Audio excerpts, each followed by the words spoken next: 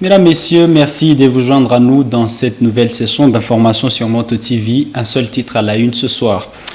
Le gouvernement congolais a entrepris un dialogue avec les groupes armés depuis quelques jours à Nairobi, capitale du Kenya. Pour le professeur Nitse Mwendi, expert en questions de paix et de sécurité, ce dialogue aura de la peine à aboutir, sachant que les parties prenantes ne négocient pas forcément de bonne foi. Ce chercheur est à suivre dans cette édition.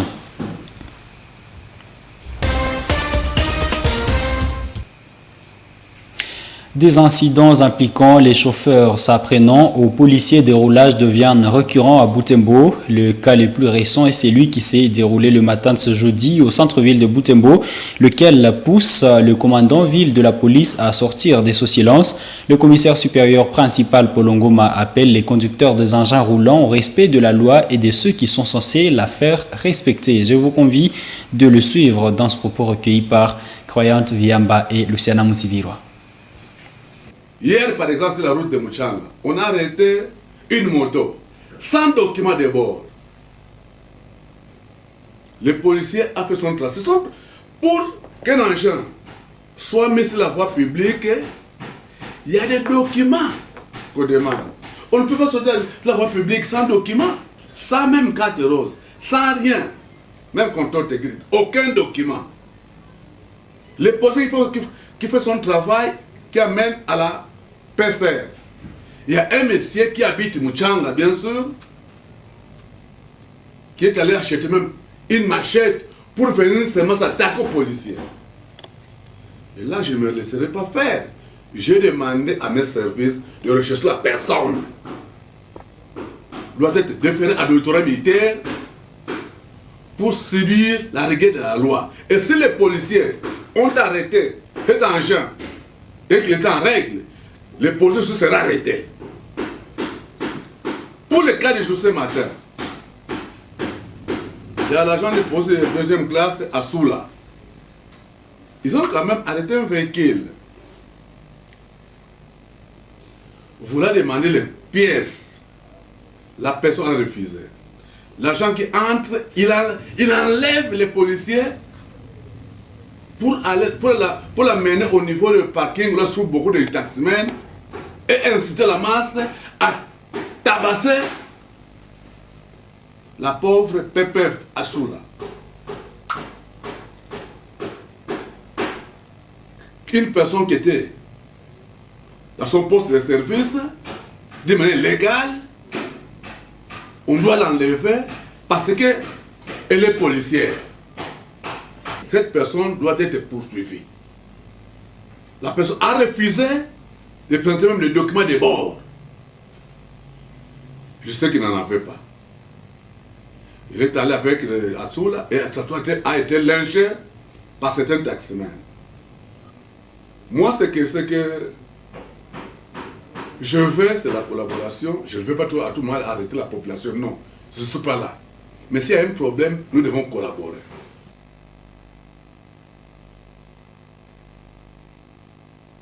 Éducation, l'enseignement a perdu sa valeur depuis que le gouvernement ne prend plus en charge les enseignants en totalité. C'est ce qu'estime le chef de travaux Kiongu Malekani Kimoto TV a rencontré la veille de la célébration de la fête nationale de l'enseignement. Pour nouer les deux bouts du mois, cet enseignant des mathématiques donne cours à l'école secondaire et dans des institutions d'enseignement supérieur locales. Il encourage ses collègues jeunes enseignants à espérer s'en sortir dans l'avenir. Francine Moussoa nous en fait le point. L'Institut Monseigneur Emmanuel Catalico est l'une des institutions où Malekani Kiongu dispense les cours d'esthétique, de mathématiques et de dessin scientifique. Ce vendredi, sa journée de pause, cet enseignant depuis 1966 a choisi de passer son temps dans la salle de professeurs pour corriger les papiers des apprenants. Malekani estime qu'aujourd'hui sa carrière a perdu son prestige en comparaison avec la période où l'État prenait entièrement en charge les enseignants. Âgé maintenant de 74 ans, il se sent fier de voir nombreux parmi ses anciens élèves exceller dans beaucoup de domaines. C'est ainsi qu'il appelle ses jeunes collègues à prendre courage et à espérer en l'avenir. À l'ancien temps, j'étais encore très jeune, mais l'enseignant était très bien considéré dans la société.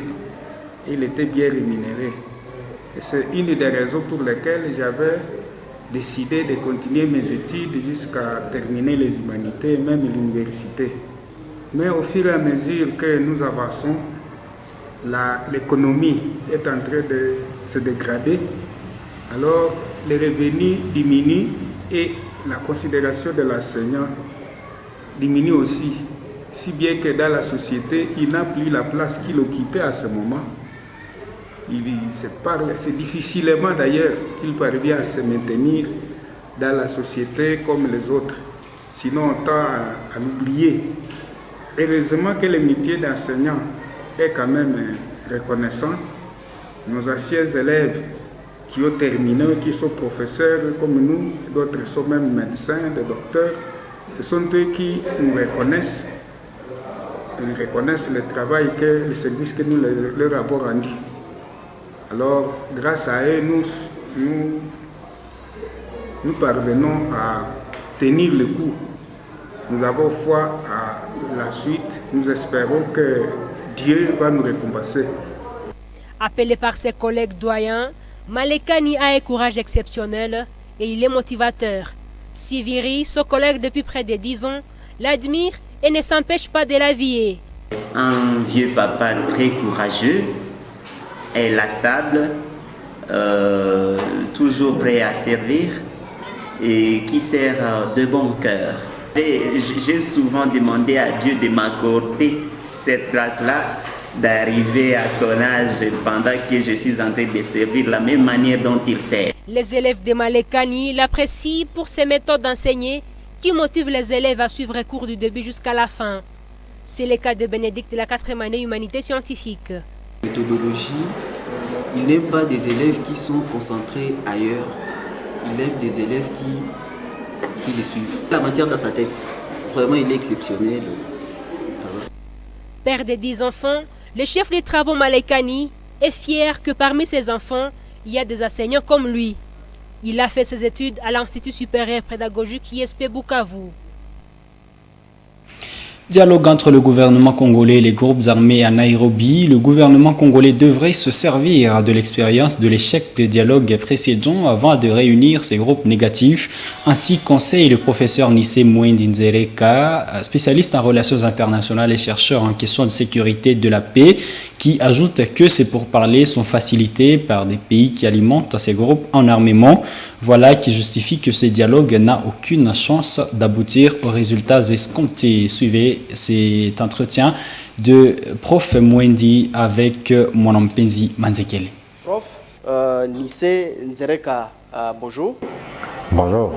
Oui, professeur, vous avez écrit plusieurs livres qui parlent de la RDC, qui nous parlent de guerre, et il y a eu plusieurs dialogues pour que la paix revienne au pays. Et aujourd'hui, il y a un dialogue à Nairobi.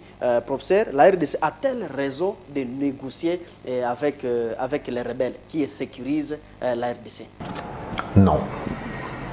Non, malheureusement. La RDC a connu beaucoup de dialogues avec des groupes armés et malheureusement, la guerre persiste. Et malheureusement, le nombre de groupes armés n'a fait qu'augmenter. Donc, si vous faites un regard rétrospectif, pendant les négociations de Sun City, il y avait moins d'une dizaine de groupes armés. Et en 2015, le Kivu Security Tracker, un projet qui est en partie géré auquel nous avons participé, a dénombré 129 groupes armés. Donc le nombre de groupes armés ne fait qu'augmenter. Peut-être que ceux qui créent les groupes armés espèrent pouvoir obtenir aussi un jour de négocier et de gagner des postes dans l'armée, dans la police, dans l'administration, ou peut-être aussi qu'en se transformant en parti politique, ils pourraient participer à la vie. Mais pour l'instant, les motivations des groupes armés sont compliquées à définir, mais malgré cette complication, on peut se rendre compte que beaucoup de gens insatisfaits de la vie politique, de la participation pacifique à la gestion du pouvoir, préfèrent la lutte armée dans l'espoir d'entrer dans la sphère politique, dans l'espace de prise de décision par la fenêtre. Voilà là où nous en sommes. Oui, avec vous, professeur, quelles sont les chances que les dialogues aboutissent favorablement au gouvernement? Alors, la seule chance que le gouvernement peut se donner de faire aboutir une négociation à son profit, c'est de se montrer d'abord fort vis-à-vis des groupes armés. Lorsqu'on négocie en position de faiblesse, on ne gagne pas grand-chose. Et donc, si l'initiative vient du gouvernement de pouvoir négocier avec les groupes rebelles, parce qu'il a été incapable de mater les rebelles par la force, ça c'est une position de faiblesse qui ne va pas lui apporter grand-chose. Si par contre, les groupes armés, à force d'être frappés militairement, demandent de négocier avec le gouvernement, la position change. Et là, les groupes armés ne vont pas exiger quoi que ce soit. Donc entre l'adhésion de la RDC à l'East African Community et l'organisation de ce dialogue dont l'impulsion est venue de l'East African Community, il n'y a pas eu suffisamment de temps et des acteurs semblent être encore dans des phases préliminaires. On commence la négociation, on constate que tout le monde n'est pas là. La deuxième chose, c'est que celui de Goma s'est passé en RDC. Et il y a toujours un avantage à organiser la négociation chez soi. Donc ici, les groupes armés congolais et le gouvernement congolais vont aller négocier dans un pays étranger.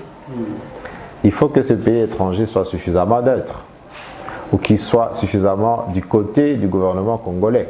Mais alors, professeur, on peut savoir quel est l'intérêt des pays membres de l'EAC et à encourager ces dialogues? Alors, l'intérêt de certains pays de l'East African Community comme l'Ouganda et le Rwanda, c'est évidemment de trouver une solution à la question du M23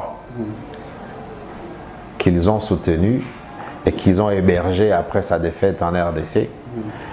Ces pays ont essayé d'amener la RDC à négocier et on sait qu'en 2013, pendant que la négociation s'allongeait,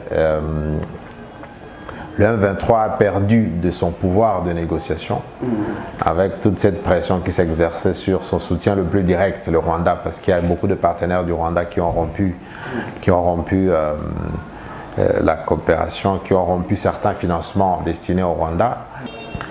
On n'est pas sorti de l'auberge, donc on ne peut pas être sûr que le pays dans lequel se tient ce dialogue et qui a des alliés comme l'Ouganda et le Rwanda qui avaient un intérêt clair avec le M23 et qui gardent encore cet intérêt.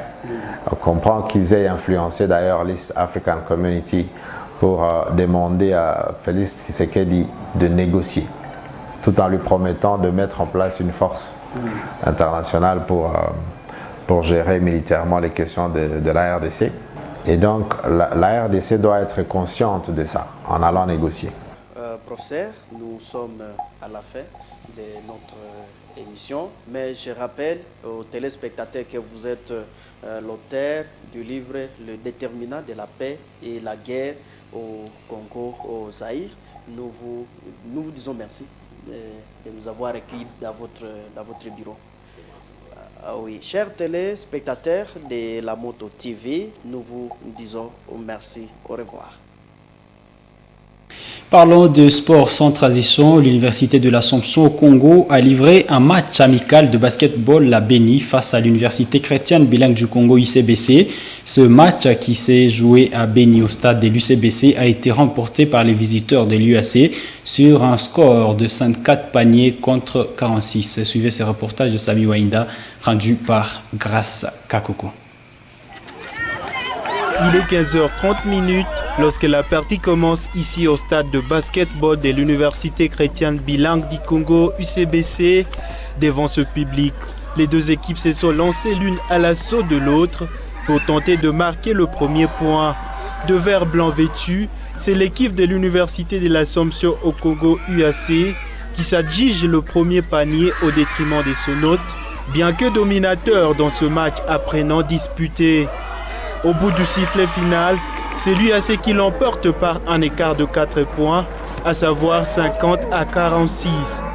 Zanzu, capitaine de l'équipe de l'UCBC, s'est réjoui du rythme des jeux de son équipe, bien que perdante.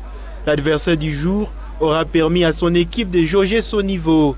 En fait, pour nous, c'est un match d'évaluation. Dans moins d'une semaine et demie, le championnat interuniversitaire commence. Donc pour nous c'était un match dont on devrait voir c'est quoi, de quoi notre équipe est capable. Et là on a déjà une évaluation, ça a été un bon match, on est sportif et on connaît, on gagne et on perd, ça a été vraiment un bon match pour nous. De son côté, Ruben, capitaine de l'UAC, s'est dit très satisfait de la prestation de son équipe qui a été disciplinée et a su mettre la rencontre à son profit. En tout cas aujourd'hui, au départ, ils nous ont fait vraiment beaucoup de mal. On a eu du mal à revenir au score parce que dès le premier quart-temps déjà on était mené. Et on a essayé un peu de remanier le système de jeu. Vers la fin, donc dans les dernières minutes, on a été en mesure de renverser la vapeur. Et on a essayé un peu de jouer en collectif et on a gagné le match. En tout cas, je suis satisfait de ce que nous avons fait aujourd'hui. Et j'espère que dans les temps à venir, nous ferons plus que ça. Le match retour aura lieu à Butembo dans une date qui reste à fixer.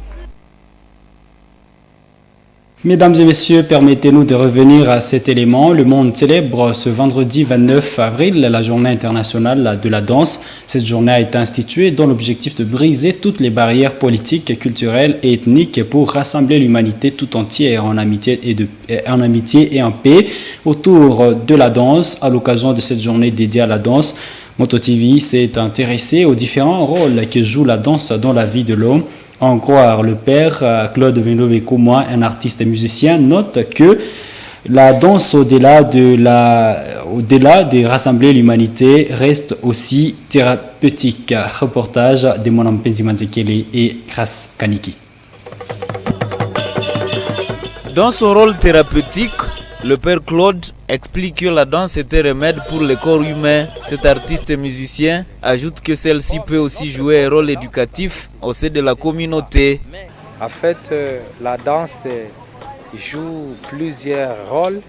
D'abord la fonction thérapeutique, puisque vous voyez avec le mouvement du corps, le corps bouge, le corps sautille, c'est du sport. Or, le sport est thérapeutique. Et donc c'est le premier rôle de la danse est thérapeutique. Le deuxième rôle de la danse est justement, elle joue la fonction éducative. Nous savons que ce mouvement du corps ne va pas sans sens. Il y a plusieurs sens qui sont exprimés par ce mouvement du corps. Et finalement c'est la fonction ludique. La danse joue un rôle de divertissement. Quand on danse, on se divertit. Et quand on regarde les pas de danse, justement, on est aussi diverti. Parmi une multitude de danses connues chez la communauté Nande, notre interlocuteur s'est attelé sur la Munde et le Matakio qui reste populaire dans la danse traditionnelle Yira. Vous allez voir pendant que les danseurs de la Munde et les danseurs de Matakio se trémoussent à travers les différents gestes de leur corps. Et cela entre dans ce que nous appelons communication kinésique. À travers cette communication kinésique, il y a plusieurs messages qu'ils adressent à leurs téléspectateurs. S'il faut parler par exemple de la Munde, vous verrez les danseurs de la Munde en train de mimer l'épervier. Cela tout simplement a trait à la sécurité. Quand les danseurs de la Munde miment l'épervier, c'est un signe que